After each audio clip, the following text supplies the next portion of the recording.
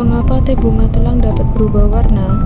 Salah satu bentuk olahan bunga telang adalah teh bunga telang yang berwarna biru. Adapun perubahan warna yang terjadi merupakan respon teh bunga telang terhadap perubahan pH. Senyawa alami dalam teh bunga telang berwarna biru pada pH netral, berubah menjadi warna ungu ketika diberikan air perasan lemon yang bersifat asam. Tahukah kamu, jika teh bunga telang tidak hanya bisa berubah menjadi warna ungu loh. Teh bunga telang jika dicampurkan dengan bunga rosella maka warnanya akan berubah menjadi merah terang.